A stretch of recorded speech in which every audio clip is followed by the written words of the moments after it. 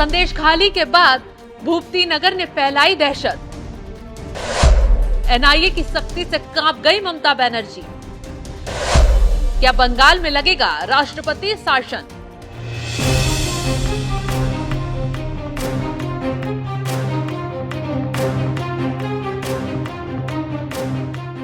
नमस्कार, आप देख रहे हैं एनएमएफ न्यूज में आपके साथ शबनम। संदेशखाली के आरोपी शाहजहां शेख की दहशत तोड़े वक्त बीता नहीं कि अब बंगाल के मेदिनीपुर के भूपति नगर ने देश भर में कोहराम मचा दिया है। संदेशखाली में ईडी अधिकारियों के साथ मारपीट की गई, लेकिन अब मेदिनीपुर में एनआईए की टीम पर पथराव हुआ।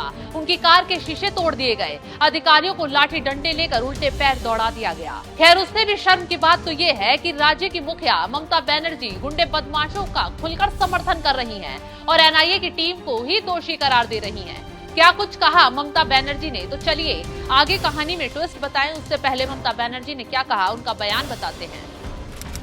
एनआईए के अधिकारी रात में छापे मारने क्यों आए थे? क्या उनके पास पुलिस की अनुमति थी? स्थानीय लोगों ने उसी तरह प्रतिक्रिया व्यक्त की जैसे आधी रात को कोई अन्य अजनबी शख्स जगह पर आता तो होता। वे चुनाव से ठीक पहले लोगों को क्यों गिरफ्तार कर रहे हैं? बीजेपी क्या सोचती है वे हर बूथ एजेंट को गिरफ्तार कर लेंगे? एनआईए को क्या अधिकार है? ये सब बीजेपी को समर्थन देने के लिए कर रहे हैं। हम बीजेपी की इस गंदी राजनीति के खिलाफ हैं। सोच ही लीजिए, जिस राज्य की मुखिया अपराध का साथ देगी तो उस राज्य की हालत क्या हो रही होगी। खैर, पंगा सेंट्रल एजेंसी से लिया है तो अब ममता बनर्जी बौखलाएं या फिर टीएमसी वाले चिल्लाएं। आरोपियों की कमर तोड़ी जाएगी, वो भी चुन चुन कर हिसाब लिया जाएगा। दबंगई का हिसाब किताब तेजी से लिया जाना शुरू भी हो गया है और जांच बिठाई जाएगी, क्योंकि बंगाल में यही हाल चलता रहा तो एक दिन बंगाल पूरी तरह से बर्बाद हो जाएगा। खैर, अब मोदी सरकार की टेढ़ी नजर बंगाल पर टिक गई है। हालात यही कह रहे हैं कि वो दिन भी दूर नहीं जब बंगाल में राष्ट्रपति शासन लगाया जाएगा। वैसे भी राष्ट्रपति के पास तक संदेशखाली का पहले से मुद्दा पहुंच चुका है। खुद पीड़ित महिलाओं ने राष्ट्रपति को शाहजहां शेख की दरिंदगी के किस्से सुनाए थे। खुलासा किया था कि कैसे कानून व्यवस्था राज्य में मर चुकी है और ऐसे में अब अगर एनआईए की टीम पर हमले की बात राष्ट्रपति तक पहुंचती है तो ममता बनर्जी का सारा खेल ही बिगड़ जाएगा। बीजेपी ने भी इस मुद्दे पर ममता को घेर लिया है। जब गुंडा लोग, जब दर्शनकारी लोग बंगाल के लोगों को मार रहे, खून कर रहे, महिला के ऊपर अत्याचार कर रहे, तब मुख्यमंत्री का इतना जलन क्यों हो रहा है, इतना खराब क्यों लग रहा है? वो पक्षपातित्व तो क्यों कर रहे? शेख शाहजहां के और ये जो आज भूपति नगर में जो हुआ, वहां पर वो बोल रहे, एक टाइम वो बोले थे कि महिला लोग निकल के आइए, ईडी और सीबीआई को अगर देखते हैं तो घर से हाथा, खुंती, लाठी, मोटी जो भी मिलता है वो लेकर आक्रमण करिए सेंट्रल एजेंसी को। आज जो हुआ है उसका दाय ममता बनर्जी को लेना पड़ेगा और संदेशखाली में भी जो हुआ था उसका भी दाय ममता बनर्जी को लेना पड़ेगा।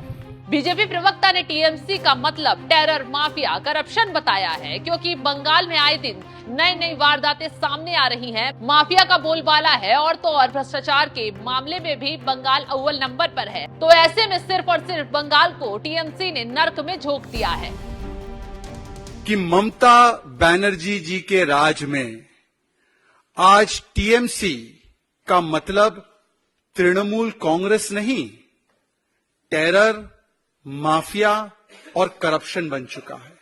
और इस टेरर, माफिया और करप्शन के राज में, अर्थात टीएमसी के राज में, टीएमसी का मतलब क्या है?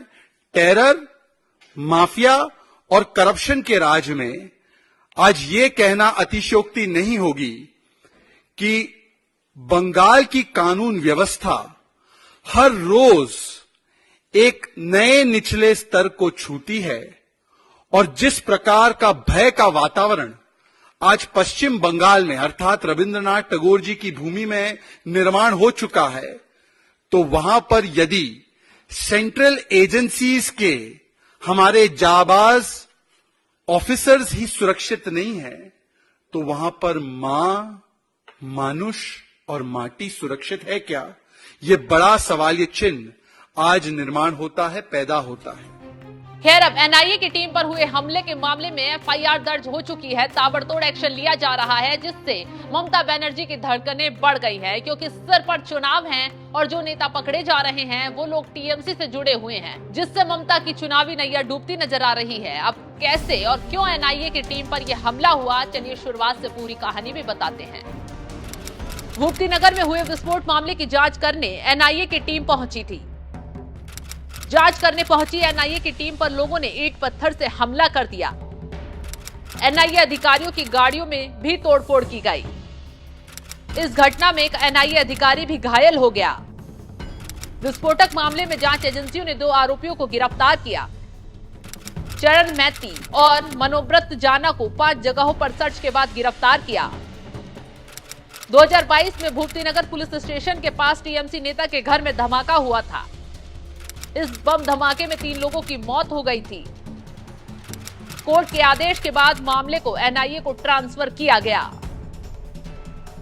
एनआईए जड़ें खोद रही है, आरोपियों तक पहुंच रही है, तो ममता बनर्जी के साथ साथ टीएमसी नेताओं की धड़कनें बढ़ रही हैं। यही कारण है कि भूपती नगर में एनआईए पर हमला हुआ।